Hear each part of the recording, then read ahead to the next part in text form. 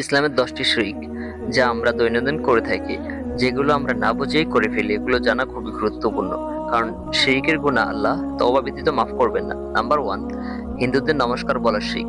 নমস্কার শব্দের অর্থ আমি আমার মাথা নত করে আপনাকে সম্মান জানাচ্ছি, কিন্তু আমরা মুসলমানরা কারো কাছে মাথা নত করতে পারি না ব্যতীত আল্লাহ। নাম্বার 2, মাথা ধরে কসম খাওয়ার শিরক। ইসলামে আল্লাহ ছাড়া অন্য কোনো কিছুর নামে কসম করা শিরক। নবী সাল্লাল্লাহু আলাইহি সাল্লাম বলেছেন, যে কেউ আল্লাহ ছাড়া অন্য কোনো কিছুর নামে শপথ করেছে সে শিরক করেছে। একমাত্র আল্লাহ শপথের যোগ্য। নাম্বার 3, ড্রাইভার ভালো হলে অ্যাক্সিডেন্ট করতাম না, এটা বলাও শিরক। এর কাছাকাছি অন্য একটি শিরক হচ্ছে ওষুধ না খেলে মরে যেতাম, আল্লাহর ইচ্ছা ছাড়া কিছুই হয় না, এটা বুঝে কথা বলা উচিত আমাদের। নাম্বার 4, কবরবাসীদের কাছে কিছু চাওয়া শিরক। কবরবাসীও আমাদের মতো মানুষ, তারাও আল্লাহর অধীন এবং তারাও আল্লাহর কাছে চাইতো এবং চাইবেন।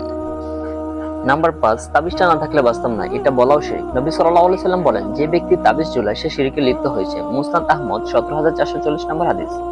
আরো বলেন, তাবিজ, জারফুক ও ভালো মন্দ ফেরানোর বস্তু, এগুলো শিরক।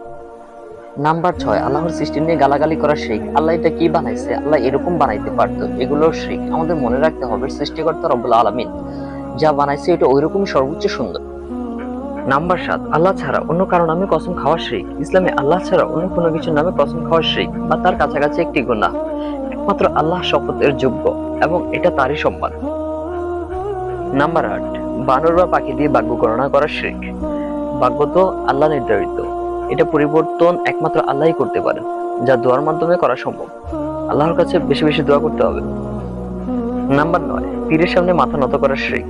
মাথা একমাত্র আল্লাহর কাছে নত হবে, অন্য কারো কাছে না। আমাদের মা বোনরা এখন প্রতিনিয়ত পীরের সামনে মাথা নত করে থাকে। নাম্বার 10, পীরের মাজারে সিজদা করা যাবে না, মাজারে, দরগা বা দুর্গায় মাথা নত করা যাবে না। মাথা একমাত্র আল্লাহর কাছে নত হবে, তিনিই আমাদের একমাত্র মালিক। শিরক সবচাইতে বেশি বড় গুনাহ, আর এই গুনাহ আল্লাহ কখনোই ক্ষমা করেন না। মহান রব্বুল আলামিন এমন গুনাহ থেকে আমাদের সবাইকে হেফাজত করুন। আমিন। আমিন।